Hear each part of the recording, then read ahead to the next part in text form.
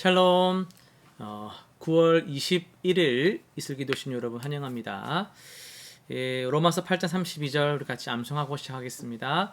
자기 아들을 아끼지 아니하시고 우리 모든 사람을 위하여 내주신 이가 어찌 그 아들과 함께 모든 것을 우리에게 주시지 아니하겠느냐. 한 번 더 하겠습니다. 자기 아들을 아끼지 아니하시고 우리 모든 사람을 위하여 내주신 이가 어찌 그 아들과 함께 모든 것을 우리에게 주시지 아니하겠느냐. 아멘.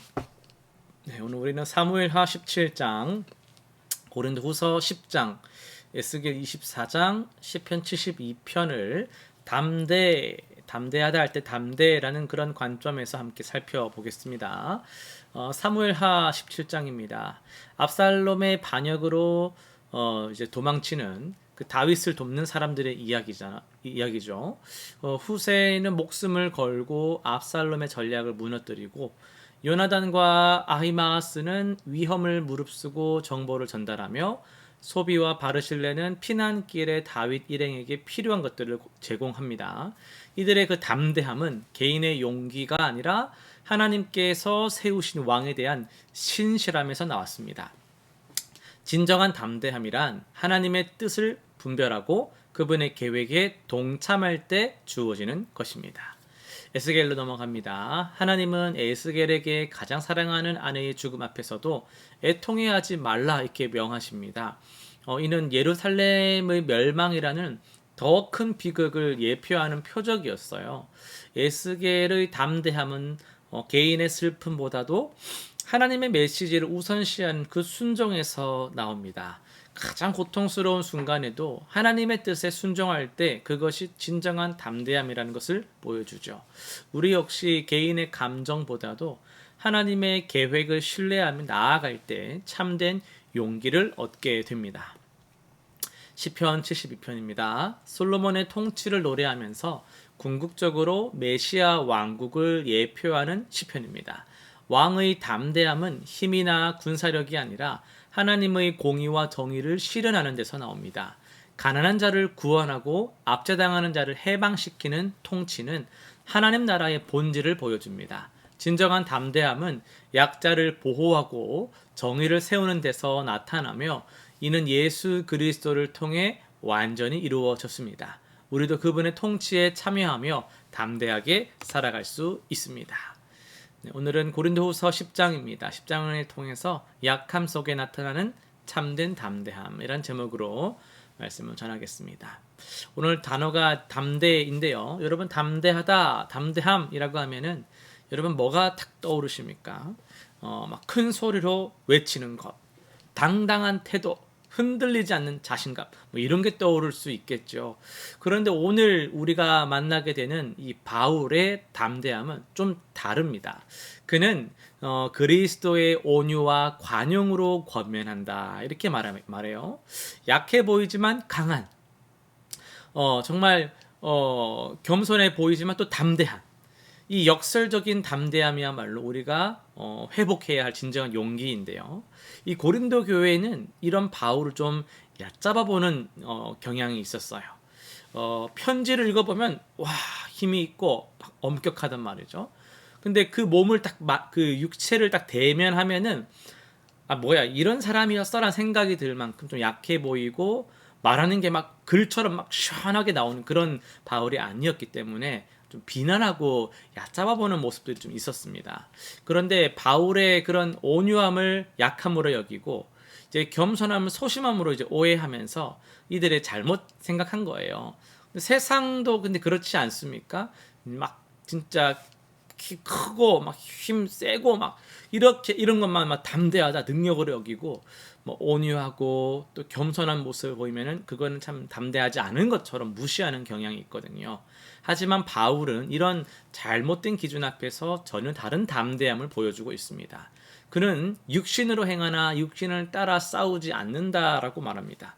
세상은 외모로, 말솜씨로, 카리스마로 여러 가지로 판단하지만은 영적 전투는 또 다르다라는 거예요. 우리의 무기는 하나님 앞에서 견고한 진을 파하는 강력입니다. 바울의 담대함은요, 자신의 능력이 아니라 그리스도의 능력에 근거합니다. 그래서 그는 약할 때 오히려 강한 것이죠.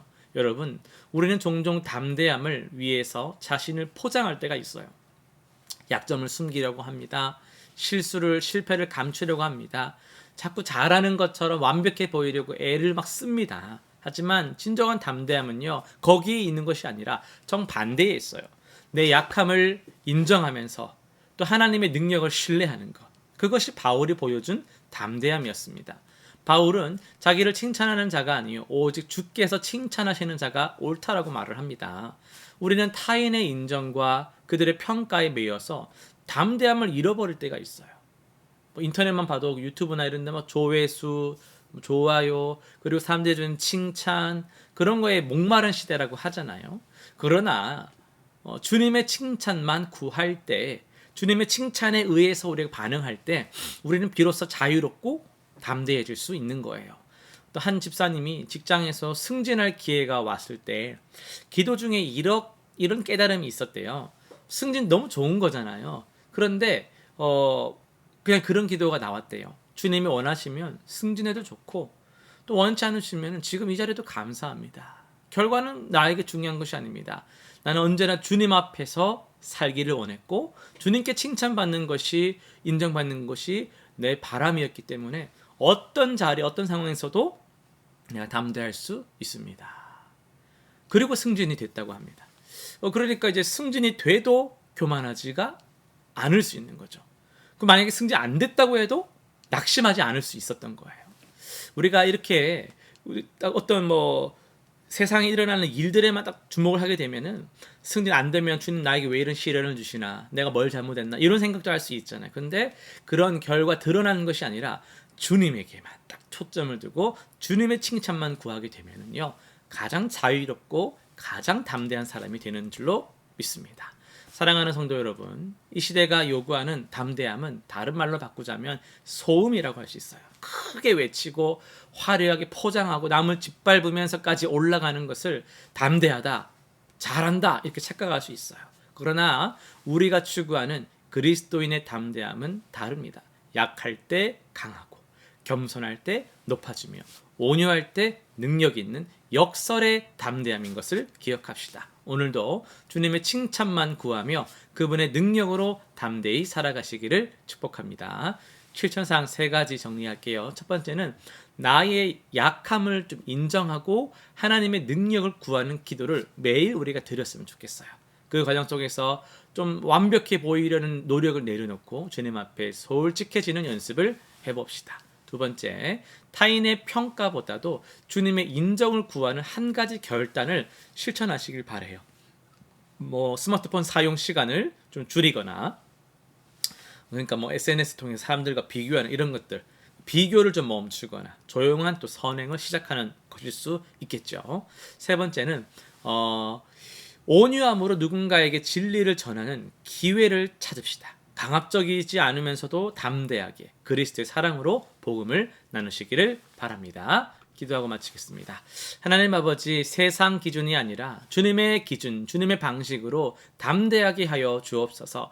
약할 때 주님의 강한 능력이 온전히 나타남을 우리가 믿고 의지합니다. 세상 평가에 흔들리지 않고 오직 주님의 판단, 주님의 평가, 주님의 인정에 우리가 의해서 살아가는 자들 되게 하여 주옵소서. 온유함 속에서 담대함을 경험하게 하시고 겸손함 속에 능력을 누릴 수 있는 그런 날마다 경건한 삶을 사는 우리 되게 하여 주옵소서. 예수님의 이름으로 기도드립니다.